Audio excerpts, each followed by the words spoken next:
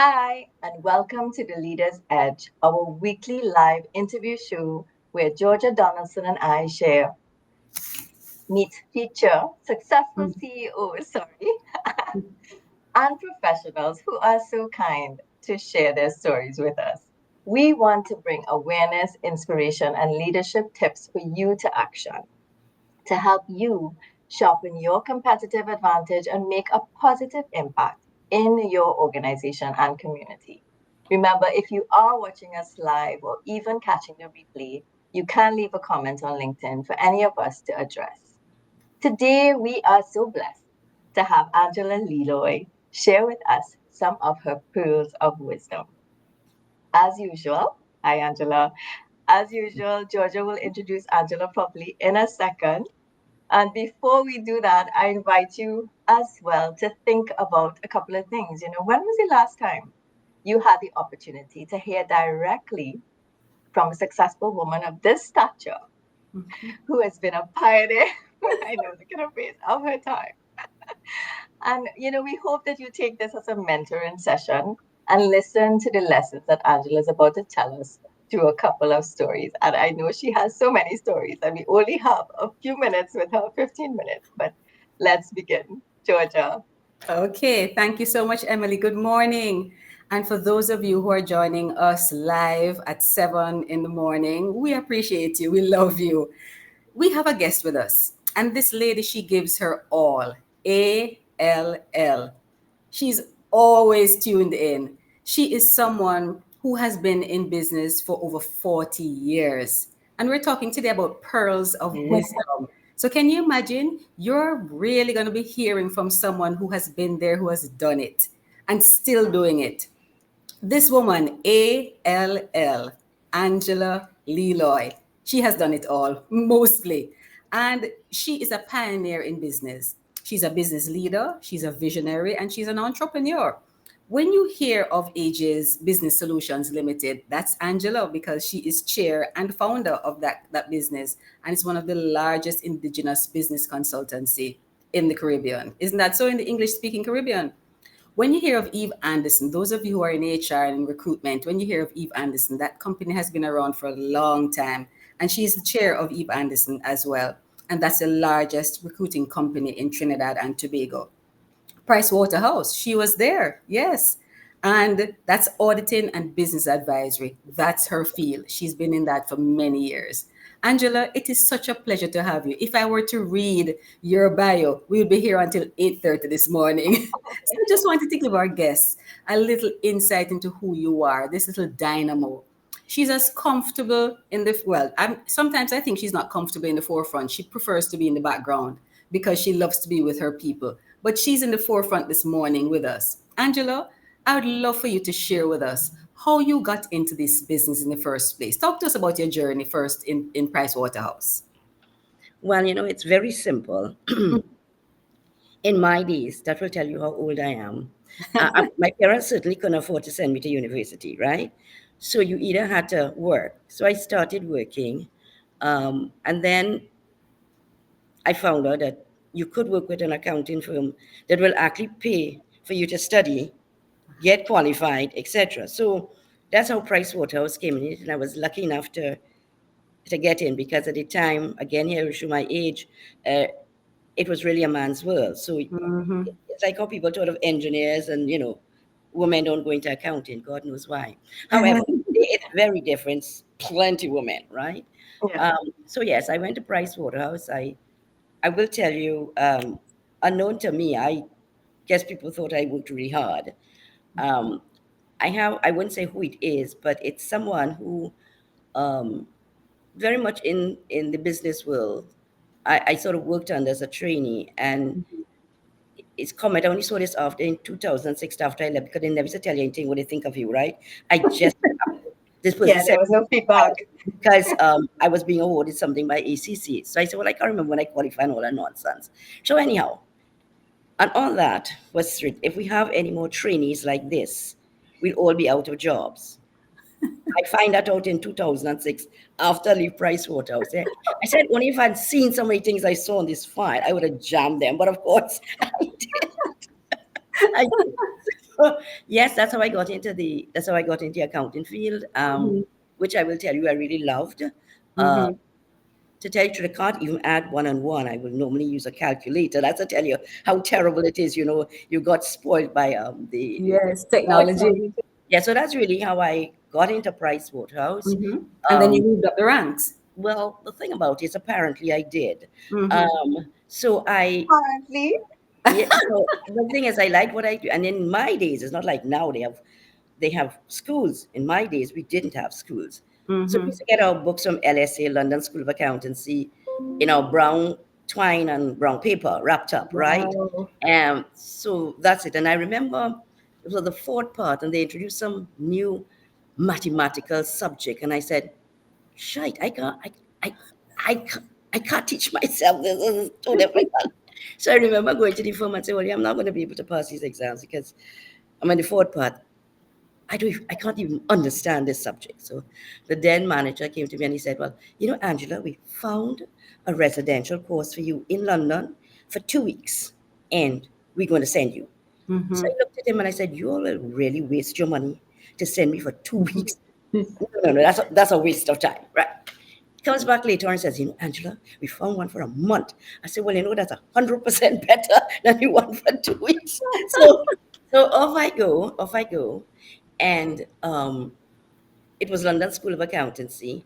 Okay. And actually, when I came back, you would not believe the belt burst and my books didn't come. Oh no. And you know, the thing is, the first time I went to London, so all I was doing is feeling to sleep. Mm. I now understood what it meant by traveling against the zone, right. Yes. just feeling to sleep. And all of I trying to get friends of mine, I said, God, why don't you all just talk to me? Nobody want to talk to me. Everybody Mhm. in the book studying, studying. And I think 15 minutes before the exam, they said, okay, Angela, let's hear you. So I said, well, how would you do a diluted earnings? And, you know, I'm just chatting. We going into the papers. All of them look after it. 3 out of the 5 questions is what I was talking about outside. So, you know, it's just, sometimes it really Love. does need to go abroad. And Yes. because all they do is pass papers, you know. But Yes. anyway, so that's how I got into PW. I passed my exam and I was lucky enough to pass all my exams first attempt. So I never Mhm. had to pay for it because if you pass Mhm. first attempt, you never pay for it. Right. And so I came on, I became a senior, I became a manager. And then the then senior partner called me and said, you know, Angela, are we looking to offer you partnership? And I said, Mhm. stupid. That's a tell you how stupid I am. Mhm. So, because it wasn't in my brain, it's nowhere there. Mhm. I just did my work. And because it was such a male environment, I just never Well. thought to think of a female, you know. So I just threw that aside. But I ran to my husband and I said, hey, they want me to become a partner, but you know, that'll be more work. And, you know, really and truly, I think, you know, that can affect the marriage. So, you know, maybe I should not go and find another job. That's me. I going about my business. Next minute, just before the ended 6 months, the senior partner called me again. Angela, you haven't told us whether you want to be a partner. We've offered it. I gone back to my husband. I said, really? They want me to, but this is really possibly going to affect the marriage. You know, I'm not sure that it's worth it. Anyhow, so he says, of course you should accept it. You deserve it. So I said, Mhm. okay, well then I'll tell him, yes, I'm taking it. So what I want to say to you is it's really hard work that brought you there. Mhm. And I never looked for it. And so when people ask me what it's like to break the glass ceiling, I don't know what ceiling you're talking about because I never felt I had to break a ceiling. I just Okay. did my job. So I just say to anybody coming up, just do what you have to do. I've always worked like if where I worked, the company was mine. Not that it was ever mine. So if I That walk, I see paper on the ground, I see even where's in the kitchen, I'll wash it. That's me. listen to the words, the pearls of wisdom. Just listen to that. We're 8 minutes, 11 minutes in, and we're getting the pearls already. Good. Emily, and then she moved on.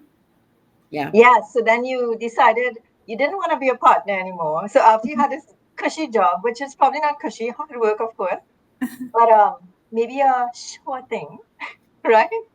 You decided, yeah, I'm going to do my own thing. So what caused that? How You know was what? that transition? The first thing I'm going to say is I really enjoyed my time at Price Waterhouse. Mhm. Mm-hmm. A great bunch of partners, honestly, very different. We have different personalities, whatever. But I think as a group, trying to do things together, I couldn't really ask for a better bunch of guys to be with, frankly. That's good.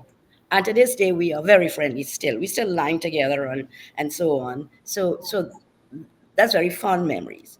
But Mm-hmm. really, what happened? People were becoming sophisticated and saying things like, "Well, how come you all could do our audit and you're doing accounting?" Now, the thing about it, we've been doing that for years. We've been doing people accounts and then we've been auditing it. But when you sit down and think about it, there's no independence because you're literally auditing what you did. What you're doing. Of Yes. course. Yeah, you all check yourself. And Yeah. I just remember saying at that time, one day we would not be able to do this, right? And there was a partners meeting, and I just said, "Hey guys, why don't I withdraw from this partnership? And you all continue to do what you do because Price Waterhouse is known for auditing, right?" And of course, you will always be silenced when you say something like that. And, Yes. and then the other part of it is, but just think, you won't have to pay me. I think that made it happen. Okay. And so the best time to leave a company is either the year end or half year end. And we were already in March or thereabouts, and our year end is June. So I just had 3 months to make budget, or else I don't get no bonus, right? That's what. Right. Of course. And then, the other side of it is I had to launch the company, right? So I Mm-hmm. launched the company in June to be live on the 1st of July. But I had already booked a trip to the Mediterranean, a Mediterranean cruise. And somebody said, "Well, how you could go and, form a company?" I said, "Well, here what? If the company is going to fall down because I'm going away for 2 weeks, I should never have formed it in the first place, right?" And no, and then from there, it just went. And I really would tell you that the marketplace was extremely kind to me because I really didn't lack for work at all from day one. That's so And good. then the other part of it was before Sarbanes, you had Enron, Woolcomb, and all of them falling under for exactly the same thing, the accounting and audit. And then Sarbanes-Oxley came as law to say that you cannot do accounting, which just made my life so much So easier. much easier. I did cream Trinidad and Tobago at that time. Of course, now there's a lot more competitors in the place, Yeah. and so that's life. Yeah. But Yes. Angela is Yeah, but you were a testimony as well pioneer. to your Sorry. integrity. No, it's testimony to your integrity because people knew you and knew what you stood for. So they knew that your business was the place to be. I Yeah. think a lot of it has to do with relationships and trust. Relationships. Yeah. Yes.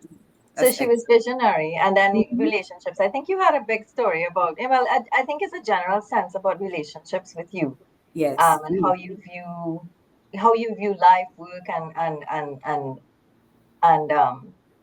things from that context. Anything you want to say to us about relationships, because it comes down to that. I think you were saying. Yeah, I think, there are clients I deal with, which right now I'm into the fourth generation.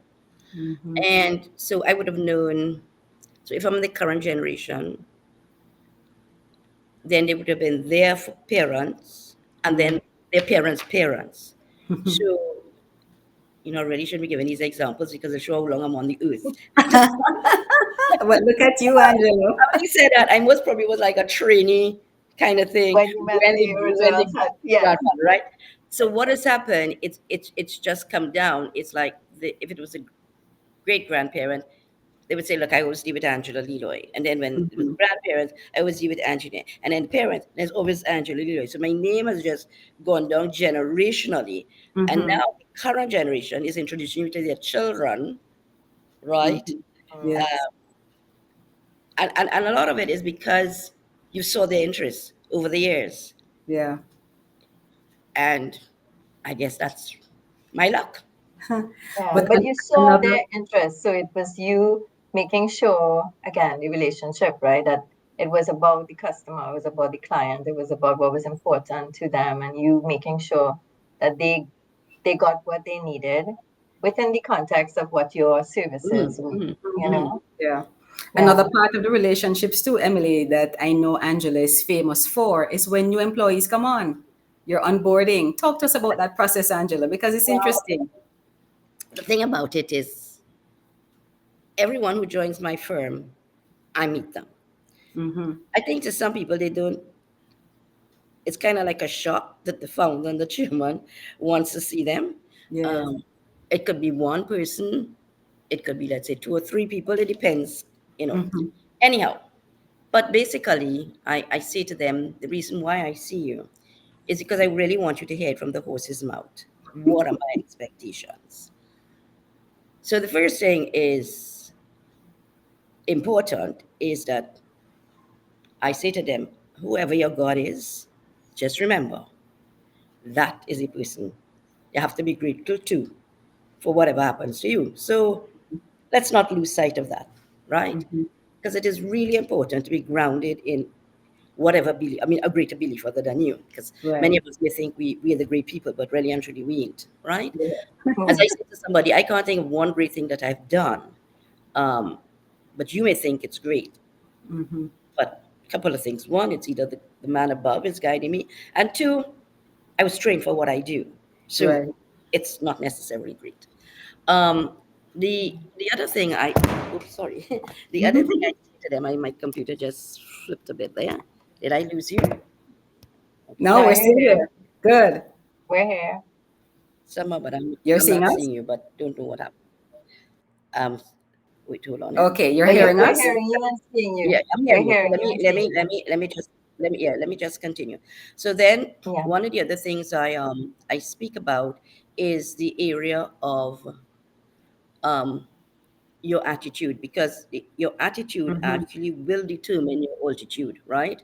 Right. Hmm. Yes. Because it's the way you deal with things is really what is going to allow you to to to get where you need to be. But that attitude has to be a very positive attitude. So one of the things I say to people is, I understand the word boring, I understand the word mundane, but I don't feel it. And it's a simple reason. Because while a task may be mundane and it's repetitive, you got to bring a different mindset to it. I.e., Right. one, can I do this better? Can I do this faster? So there are many things you can do. And one of the examples I bring to my staff, really, which I think brings it home, is there's a guy who sweeps in front of a pavement very clean. And And somebody said to him, but why do you do this every day? Just sweep this pavement so clean in front of the school. But the point is, if you think about it, sweeping a pavement in front of school, somebody would say that's boring, that's mundane. But you Mm-hmm. have to hear his answer.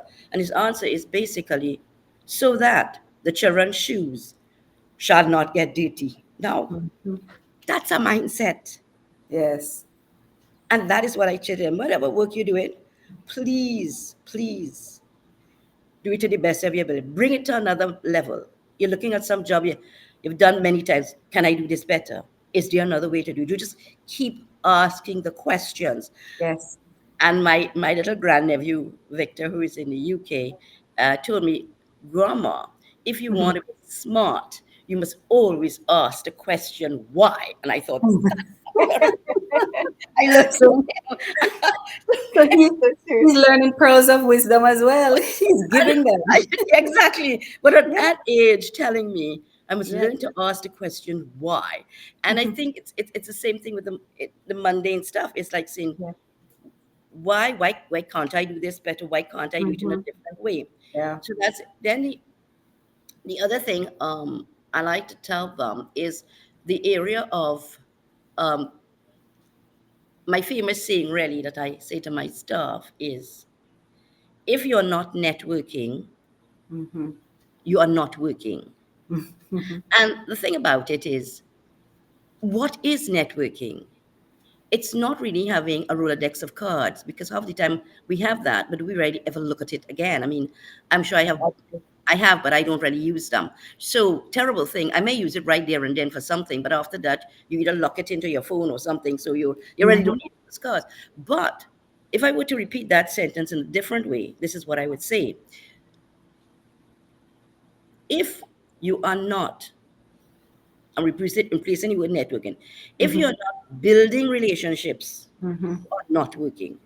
And that is what it's all about. Because if you have relationships, that holds forever. Now, I will tell you a big part of even how Aegis got built, because I didn't know half the people who came to me. And it really is people who recommended me. People said, go to Angela Lee. Oh, Angela Lee recommended, I don't know the person. But the Mm-hmm. fact that this person is recommending me, and I know the person is recommending. I know they won't send me somebody that isn't, kosher. Right. That literally was is part of it. Again, another thing I am going to share because I think it is important. I remember getting a call, and this was from the chamber asking me to chair a committee.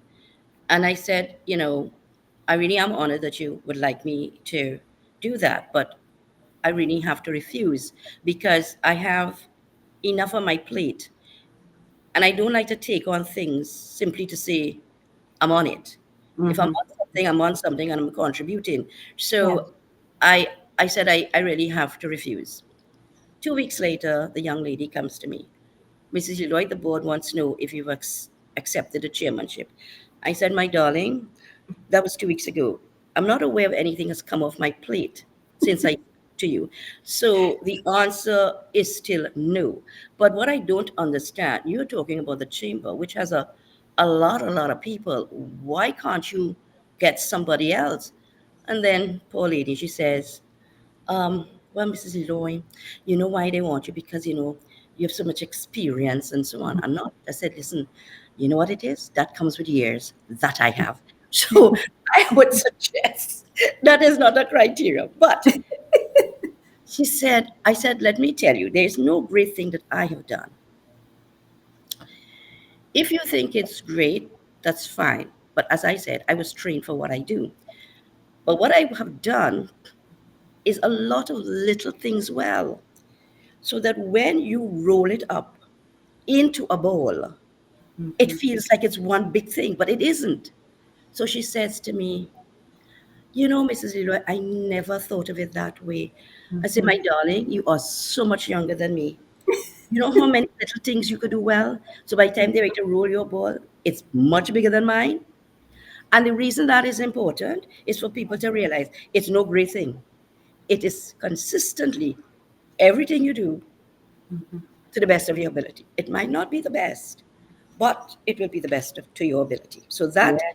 is certainly something I think I want to share. And Yes. another one I do share with my staff simply because it's what has come to me. I was getting an award from ICAT, and I said, well, I read it, but I can't understand why I am getting it because I honestly thought of so many people I would have given that award to before me.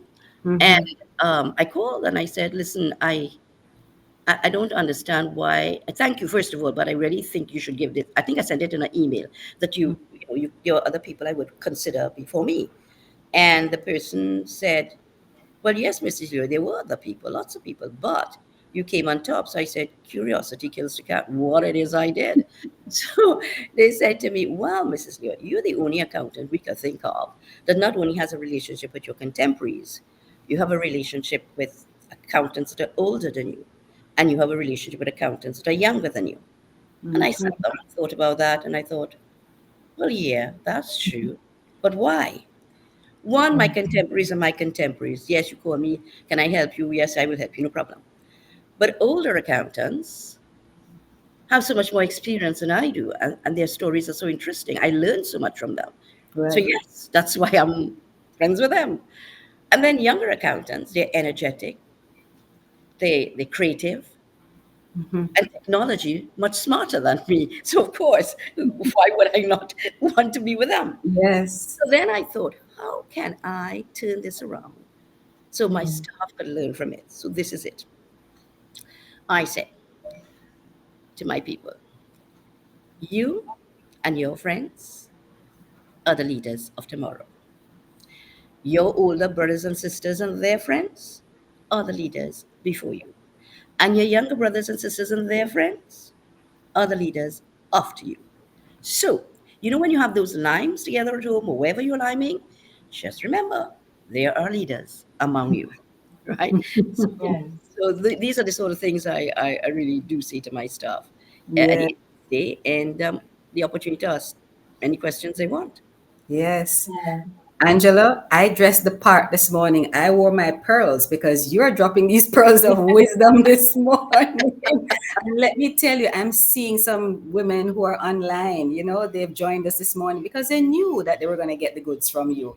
because you always bring the good stuff. ALL, you're all that and a bag of chips. Let me tell you that, Angela. Angela Lee Loy, ALL. Yeah. Emily, I think this is a wonderful start to our Monday and our This week. is a wonderful Over start. to you Very to wrap. encouraging, very inspiring, Angela. Yes. Thank you so much. I mean, there has been so many things that you shared, and I hope when people listen, maybe take a couple notes. Building relationship was a very strong one in terms of how you do it, and doing little things well, Yes. and questioning this idea of boredom and mundane. Because yes, there are things that we all have to do repetitively in all of our jobs, but what will make us excellent? And how can we make it better? And Mhm. asking those questions.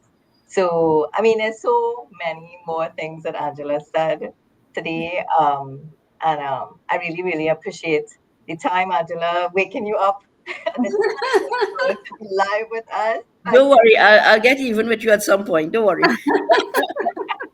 So, with that, we want to wish everyone a wonderful week. And we hope you take away some of these words of wisdom and apply it to your own life, apply it to your own self. Who are you having relationships with? What is the contribution you're making? Are you sweeping that pavement so that the children's feet shoes won't get like why you do what you do and how can you make it better? So awesome, awesome stuff. Thank you. And Thank we you, will see Angela. you next week. Bye. You're welcome. Okay. Thanks, everyone. Take Okay. care. All Bye right. bye.